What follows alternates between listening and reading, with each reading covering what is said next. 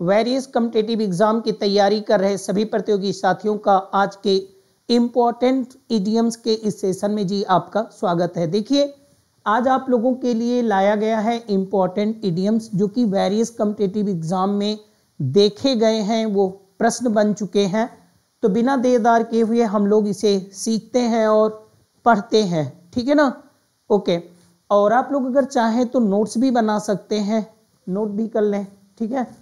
तो बिना समय गंवाएं, बिना देरदार करें, विदाउट एनी डिले आइए शुरू करें। देखिए एक minute,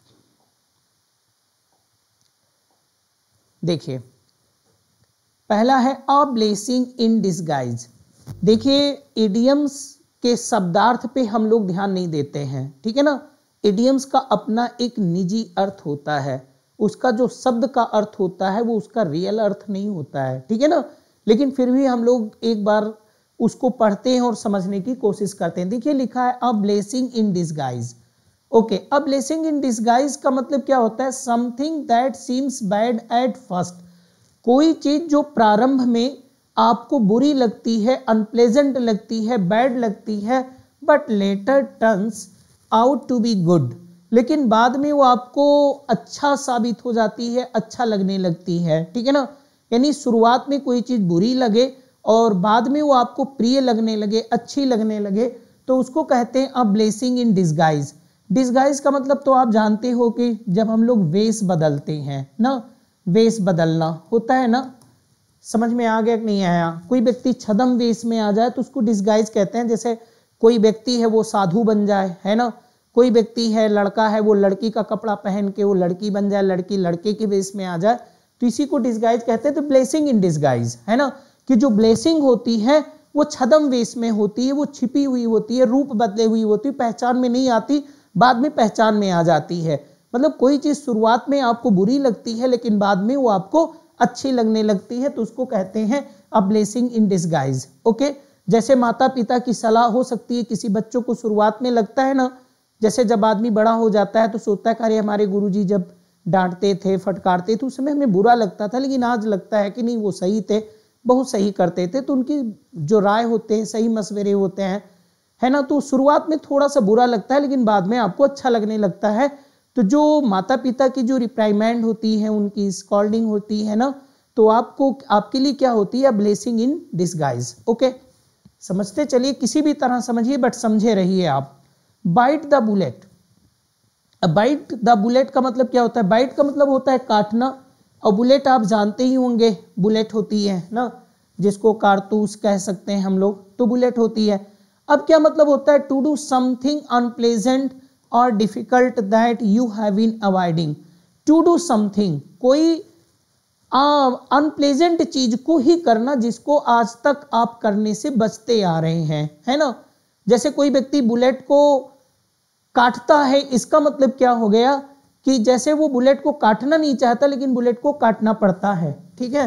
to do something unpleasant, कोई अनप्लेजेंट चीज को करना या डिफिकल्ट चीज को करना जिसको आप करने से बचते आ रहे हैं। जैसे आपने सोचा कि नहीं भाई मुझे कर्ज नहीं लेना है, मुझे किसी से उधार नहीं लेना है, लेकिन सिचुएशन ऐसी क्रिएट हो जाती है कि अल्टीमेटली आपको कर्ज लेना पड़ता है, तो इसका मतलब होता है कि सिचुएशन ने आपको बाध्य कर दिया कोई काम करने के लिए, तो definitely you are forced to bite the bullet, कि आप बाइट द बुलेट करने के लिए फोर्स हो गए। मतलब कि जो चीज आपको पसंद नहीं थी, जो अनप्लेजेंट चीज थी, आप जिस चीज को पसंद नहीं करते रहे, जिस चीज को अवॉइड करते रहे, अंतोगत तो आपको काम करना पड़ा, ठीक है ना।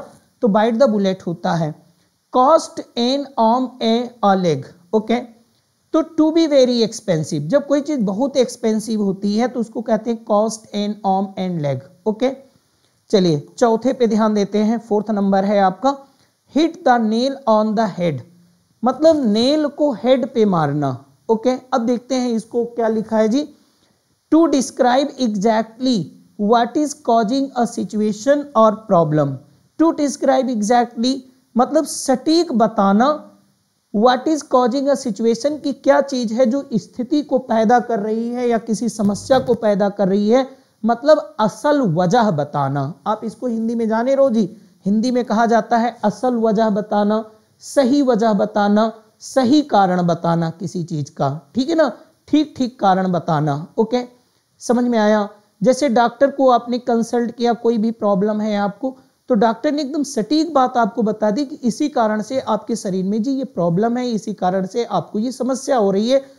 तो डॉक्टर ने क्या किया, hit the nail on the head, कि उन्होंने एकदम सटीक कारण बताया, असल वजह बताया कि आपका जो स्वास्थ्य खराब है उसकी असल वजह क्या है। तो इसका मतलब डॉक्टर अगर सटीक बता ले गए तो उन्होंने एकदम सटीक चीज बताया, तो hit the nail on the head कहा जाएगा। ठीक है, मैं एग्जाम्पल नहीं बता रहा हूं क्योंकि इससे आपका जी लंबा हो सकता है सेशन, ठीक है ना, और मैं उसको लॉन्ग नहीं करना चाहता। ठीक है ना, फटाफट आप समझे जाइए। Hit the nail on the head, ये तो हो गया। Let the cat out of the bag, to accidentally reveal, reveal का मतलब होता है जी एक्सपोज, पढ़े रहिए ये सब, ठीक है ना। डाइवर्ज, रहस्योद्घाटन हो जाना, रहस्य खुल जाना, रहस्य का भंडाफोड़ हो जाना, कोई गुप्त बात का पब्लिक हो जाना, ठीक है ना। Okay, to accidentally reveal a secret और सरप्राइज, कोई रहस्य की बात हो और अकस्मात अचानक इत्तिफाक से वो जी उजागर हो जाए, ठीक है ना। समझ में आया कि नहीं आया। ओके, कोई रहस्य अचानक खुल जाना, इसका मतलब होता है कि let the cat out of the bag, यानी कि बैग में बिल्ली थी और बांध के रखी गई थी, वो रहस्य था, अचानक बिल्ली बैग से बाहर आ गई। इस तरह से आप अपने माइंड में इसको जी रख सकते हैं कि कोई रहस्य अचानक बाहर आ जाना। मिस द बोट, अब मिस का मतलब होता है चूक जाना, द बोट जैसे मिस, आप बस को मिस कर देते हो जी, बस छूट गई, ट्रेन को मिस कर दिया, ट्रेन छूट गई, वैसे बोट जब आपकी थी जी और बोट को आपने मिस कर दिया। मान लो कि जैसे आपको नदी के पार जाना है, आप नदी के तट तक पहुंचते हैं और नाव वहां से चल दी, ठीक है ना। ओके, तो जब नाव चल दी तो आप वहीं पे खड़े हुए हो, अब ये सोच रहे हो दूसरी नाव आए और दूसरी नाव हमको उस पार ले जाए, तो एक नाव तो थी ना जो चली गई, तो इसका मतलब आपके पास एक अवसर था और अवसर आया और चला गया और आपने अवसर को पकड़ नहीं पाए, ठीक है ना। तो to miss an opportunity, to miss a boat का मतलब ही होता है टू मिस एन अपॉर्चुनिटी, एक अवसर को गंवा देना। Okay, under the weather, under the weather का मतलब क्या होता है। अब देखिए अंडर द वेदर, वेदर का मतलब तो मौसम होता है। यही बात मैं बार बार आप लोगों से कह रहा हूं कि आप लोग शब्दार्थ पे ना जाइए, उसका जो लिटरल मीनिंग है उस पे ना फोकस करिए। जो इडियम्स होता है उसका अपना एक निजी अर्थ होता है, उसका खुद का अर्थ होता है, उसको समझने की कोशिश करिए। अंडर द वेदर का मतलब हो गया मौसम के नीचे, ठीक है ना। अब यहाँ पे मौसम के नीचे नहीं होगा, अब इसको आप समझिए। टू फील इल और अनवेल, तबीयत का खराब महसूस करना या तबीयत खराब होना। ओके, जैसे मैंने कहा कि today I am under weather. Okay, अब today I am under a weather का मतलब क्या हुआ कि today I am feeling unwell या टुडे आई एम इल, इसका मतलब ये हुआ कि आज मैं बीमार हूं, आज मैं तबीयत सही नहीं महसूस कर रहा हूं, ठीक है। ओके, अंडर द वेदर का मतलब तबीयत खराब होना, ऐसा आप समझ लो। The ball is in your court, court आप जानते ही होंगे, पहले कोर्ट को हम लोग समझते हैं। देखिए कोर्ट को आप लोग समझते हैं। देखिए कोर्ट का एक अर्थ तो न्यायालय होता है जी, न्यायालय आप समझते होंगे, कोर्ट कचहरी होता है। और इसी का मतलब एक ऊ होता है जी, परिणय निवेदन करना। परिणय निवेदन आप समझते हो कि नहीं, शादी के लिए भाई किसी से कहना भाई हमसे शादी कर लो, जैसे ये इंग्लिश सिस्टम में होता है, तो उसको कोर्ट का मतलब ऊ होता है। परिणय आप समझते होंगे, विवाह अर्थ से संबंधित है ये, और निवेदन विवाह के लिए किसी से अनुरोध करना, वो भी कोर्ट होता है, उसको भी ऊ कहते हैं। न्यायालय भी होता है। और कोर्ट वो एरिया होती है जहां बैडमिंटन खेला जाता है, टेनिस खेला जाता है, ठीक है ना, टेनिस खेला जाए, बैडमिंटन, उस जगह को जी कोर्ट कहा जाता है, ठीक है ना, आपने देखा होगा। तो वो कह रहा है कि the ball is in your court, यानी जिसको हम लोग अपनी बोलचाल भाषा में कबड्डी बड्डी खेलते थे तो पाल्हा कहते थे ना। ओके, समझ में आया कि नहीं आया। तो कहते हैं गेंद आपके पाल्हे में है, मतलब गेंद आपके पाल्हे में है, इसका मतलब कि अब आपको निर्णय लेना है, अब आपको कुछ करना है, ठीक है। ओके, कहते हैं the ball is in your court, समझ में आया। जैसे आप अपने पिताजी से कहते हो कि मैं दिल्ली में पढ़ूं कि मैं गांव या कस्बे में ही पढ़ूं, पिताजी कहते हैं भैया आपको पढ़ना है, आपका मन हो दिल्ली में पढ़िए, है ना, आपका मन हो तो गांव में पढ़िए, जहां भी पढ़िए अब आप फैसला कीजिए। तो इसका मतलब उन्होंने गेंद आपके पाले में डाल दिया, मतलब उन्होंने निर्णय लेने के लिए, एक्शन लेने के लिए आप पर छोड़ दिया। ठीक है, okay. It is your turn और टू टेक एक्शन और मेक अ डिसीजन। जब आपकी बारी हो निर्णय लेने की, आपकी बारी हो कोई एक्शन लेने की, तो वो होता है कि the ball is in your court. ठीक है, ओके। फिर कहते हैं एक्शंस स्पीक। एक मिनट, चलिए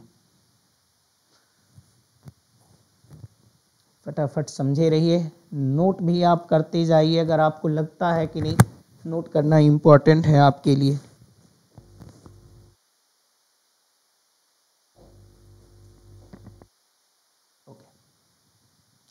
actions speak louder than words. Actions का मतलब तो आप समझ ही रहे होंगे जी, कार्य होता है। ठीक है ना, ओके, कार्य जिसको हम लोग कर्म भी कहते हैं। स्पीक बोलता है लाउडर, ज्यादा तेज, देन वर्ड्स मतलब आपके काम, आपके बात, आपकी शब्दों से ज्यादा तेज बोलते हैं। समझ में आया कि नहीं आया? ओके, जैसे मैं आपको समझा रहा हूं कि आपने देखा होगा कि सचिन के बारे में जब कोई आलोचक उनकी आलोचना करता था तो सचिन खामोश रहते थे, कुछ कहते नहीं थे, है ना। तो वो क्या कहते थे कि मेरा बल्ला जवाब देगा, यानी बल्ला जवाब देगा, सचिन अपने बल्ले से जवाब देते थे। तो इसका मतलब सचिन नेक्स्ट मैचेस में जी क्या करते थे, अच्छा परफॉर्म करते थे और उनकी परफॉर्मेंस ही उनके आलोचकों का मुंह बंद करती थी। ठीक है ना, जैसे कोई आप काफी दिनों से आप परीक्षा की तैयारी कर रहे हो, आपका सिलेक्शन नहीं हो रहा है, कोई कुछ कह रहा है, मामा कुछ कह रहे हैं, बुआ कुछ कह रहे हैं, फूफा कुछ कह रहे हैं ना, पड़ोसी कुछ कह रहा है, दोस्त कुछ कह रहे हैं, तो बिल्कुल साइलेंट रहिए, अपनी तैयारी करते रहिए और अपने आप जो होते हैं एक्शन से उनको जवाब दीजिए। जब आपका सिलेक्शन हो जाएगा तो आपको कुछ कहने की जरूरत नहीं है, लोगों को जवाब मिल जाएगा। इसी का भाव ये है ना कि actions speak louder than words, what people do is more important than what they say. मतलब जो लोग कहते हैं, कहने से ज्यादा उनका जो कर्म होता है, उनका एक्शन होता है, वो ज्यादा महत्वपूर्ण होता है। ठीक है, okay. Out of the blue, out of the blue का मतलब something unexpected that happen suddenly, कोई अनापेक्षित जिसकी उम्मीद ना हो। अनएक्सपेक्टेड को आप समझे रहिए जी, जिसकी उम्मीद ना हो, जिसको कहा जाता है अनापेक्षित। ठीक है ना, ओके, ना उम्मीद वाली चीज, something unexpected that happen suddenly, कोई चीज जिसकी आशा ना हो, जिसकी उम्मीद ना हो और उसका घटित हो जाना, तो इसको हम लोग कहते हैं out of the blue. Okay, चलिए ऑन क्लाउड 9 का मतलब क्या होता है? ऑन क्लाउड 9 का मतलब होता है in seventh heaven, in seventh heaven. In seventh heaven का मतलब सातवें आसमान में। ऑन क्लाउड 9 का मतलब to be extremely happy or related, जब कोई व्यक्ति बहुत प्रसन्न होता है, बहुत आह्लादित होता है, उसकी प्रसन्नता एकदम टॉप पर होती है, तो हम उसे कहते हैं he is in the seventh heaven या he is on the cloud 9। ठीक है, ओके, याद रखें ऑन क्लाउड 9 का मतलब ही होता है कि एक्सट्रीमली हैप्पी, और एक्सट्रीमली हैप्पी को हम लोग जी शब्द को नोट कर सकते हैं, मैं ये सब पढ़ा चुका हूं जी। यूफोरिया भी कहा जाता है इसको ना, इसको हम लोग रैप्चर भी कहते हैं। ये भी शब्द, इस शब्द को भी नोट करके रखो जी ना, एक्सटैसी है ना, आनंद की तीव्र भावना, आनंद की चरम सीमा। ठीक है, ओके, नोट करते चलिए आप लोग।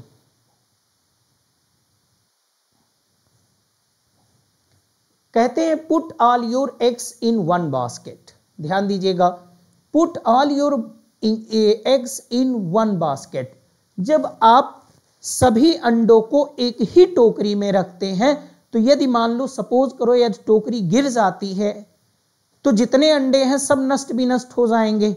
मतलब इसका मतलब ये हुआ कि एक ही समय पर बहुत बड़ा रिस्क लेना, हर चीज को दांव पर लगा देना, यानी सब कुछ जोखिम पे लगा देना, सब सारी चीजों का जोखिम होना, यानी एक बड़ा जोखिम होना, है ना।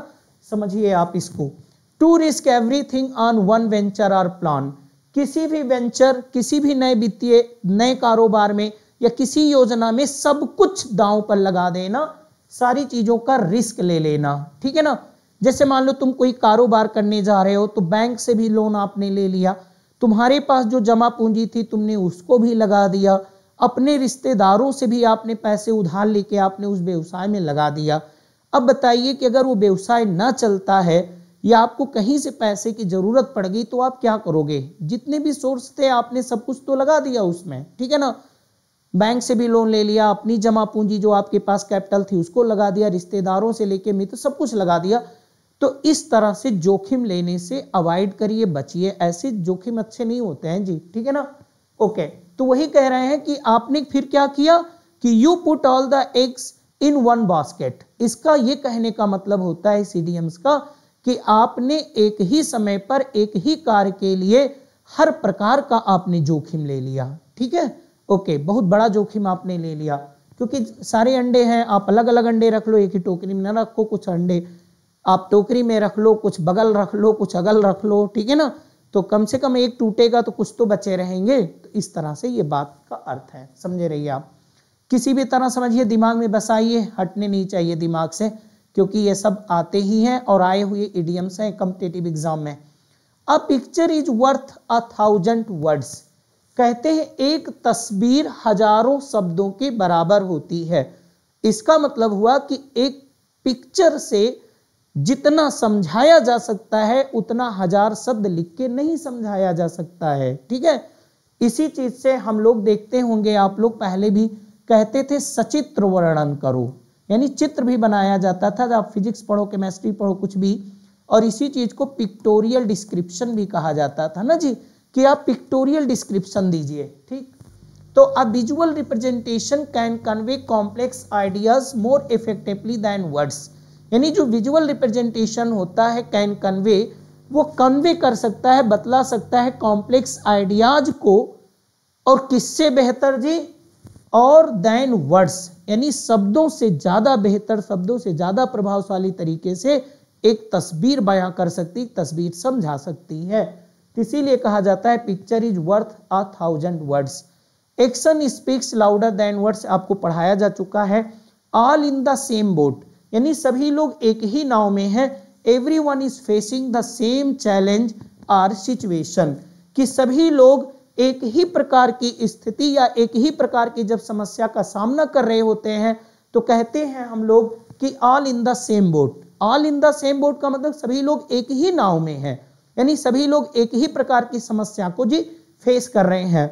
जैसे कि गांव में कोई व्यक्ति आता है ये देखने की लोग कैसी लिविंग स्टाइल, कैसी लाइफ स्टाइल जी रहे हैं, कौन गरीबी में है, कौन कितने गरीबी में जी रहा है। तो कोई व्यक्ति एक गांव वाले से पूछता है कि बताइए भाई कैसे लोग रह रहे हैं, किसके घर में बिजली है, पंखा है, ये सब पूछ रहा है ना।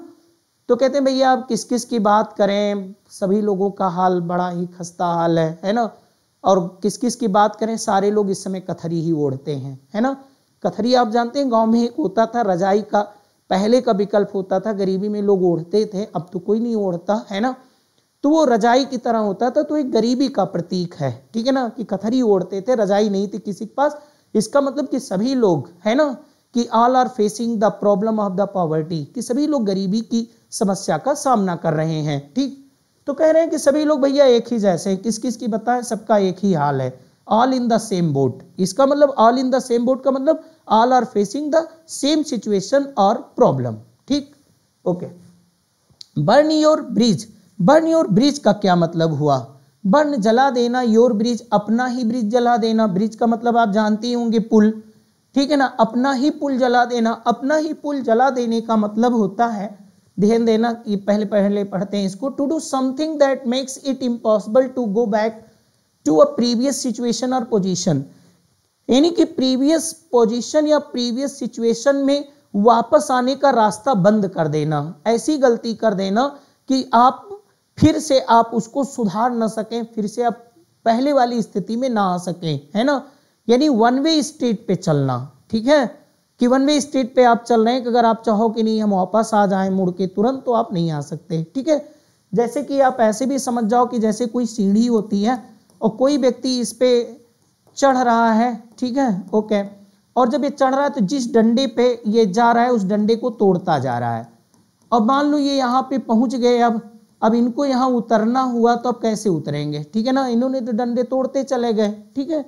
तो ऐसा काम नहीं करना चाहिए आपको। तो वही ये बता रहा है, इस इडियम्स का हाल यही, अर्थ यही है जी, बर्न योर ब्रिज, है ना, कि मतलब कि आपको ऐसा नहीं करना चाहिए। जैसे आपने अपने माता पिता से भी बैर कर लिया, अपने माता पिता के अगेंस्ट होके कोई डिसीजन कर लिए, रिश्तेदारों को नहीं सुनते, मित्रों को नहीं सुनते, ठीक है ना, और कल को आप किसी प्रॉब्लम में फंस जाते हो तो आपने तो क्या किया, है ना, वही तो आपके आधार थे, वही तो आपको सपोर्ट करने वाले थे। तो you should not burn your bridge, है ना, कि आपको अपना ही पुल नहीं जला लेना चाहिए, ठीक है।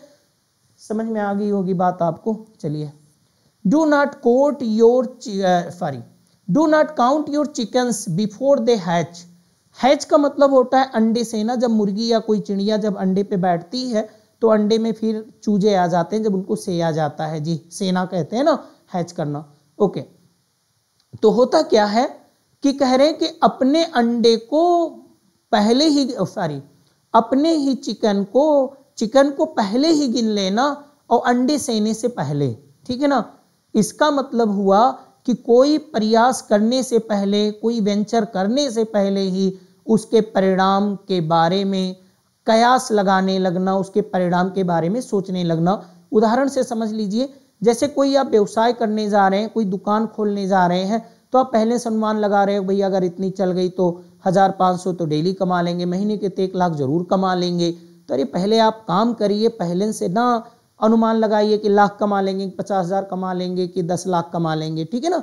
तो आपको ये काम नहीं करना चाहिए। You should not count the chicken before hatching the egg, ठीक है ना, यानी आपको चिकन नहीं गिनना चाहिए अंडा सेने से पहले। पहले अंडा सेइए, है ना, अब तो कितने चिकन निकलेंगे, जो निकले उनको एक्सेप्ट करिए, ठीक है ना। ये बात ये कह रहा है, ठीक है। ओके, आपका मतलब नहीं जी, ये चिड़िया के बारे में कहा जा रहा है, ठीक है। The early bird catches the worm. Early bird का मतलब कि early bird catches the worm, इसका मतलब होता है कि जो पीपल हु टेक एक्शन और get up early have an advantage. वो व्यक्ति जो पहले किसी चीज को जी शुरू कर देते हैं कार्य को, उनको उसका फायदा होता है ना। The sooner you start doing something it is the better for you. जितनी ही जल्दी तुम किसी काम को करना शुरू कर देते हो, है ना, उतना ही आपके लिए अच्छा होता है। शुभम शीघ्रम, यानी जो काम शुभ हो उसको शीघ्रता से करना चाहिए, उसमें देर दार नहीं करना चाहिए, क्योंकि आप जितना जल्दी शुभ कार्य को शुरू करोगे उतना ही आपके लिए फायदेमंद होता है। तो वही कह रहा है इडियम्स में, the early bird catches the worm. Okay, फिर कहते हैं 19 नंबर पे ध्यान दीजिएगा, every cloud has a silver lining. प्रत्येक बादल में एक सिल्वर लाइनिंग होती है, कि निराशा में भी आशा की एक किरण होती है ना। Impossible says that everything is possible. Okay, मतलब इम्पॉसिबल भी जो होती है, इम्पॉसिबल भी कहता है कि सब कुछ जो है वो पॉसिबल है, ठीक है। चलिए, Rome was not built in a day. Okay, Rome was not built in a day, यानी रोम एक दिन में नहीं बना। इसका मतलब होता है कि हर एक बड़े काम को पूर्ण होने में या बड़ी उपलब्धि हासिल करने में समय लगता है ना। जैसे मैंने कहा कि जैसे तुमने कहा कि सर मैं जॉब पाना चाहता हूं, तो ऐसा नहीं कि जॉब आप संडे को तैयारी करो, मंडे को बस ट्यूसडे को आपको फटाफट मिल जाता है। तो इसके लिए आपको पेशेंस रखना होता है, पढ़ना होता है, तैयारी करनी पड़ती है, परीक्षा देना पड़ता है, ठीक है ना। तो मैंने कहा भैया कोई चीज अगर आपको सीखना है, कुछ बनना है, तो उसमें समय लगता है। Rome was not built in a day, यानी रोम एक दिन में नहीं बना। इसका यही सीधा मतलब हुआ कि important things take time to accomplish, यानी जो महत्वपूर्ण कार्य होते हैं उनको पूर्ण होने में समय लगता है, ठीक है ना। आज का सेशन जी यहीं पे समाप्त होता है। नेक्स्ट सेशन में मेरी फिर से आपसे मुलाकात होगी। तब तक के लिए आप सभी प्रतियोगी साथियों को नमस्कार।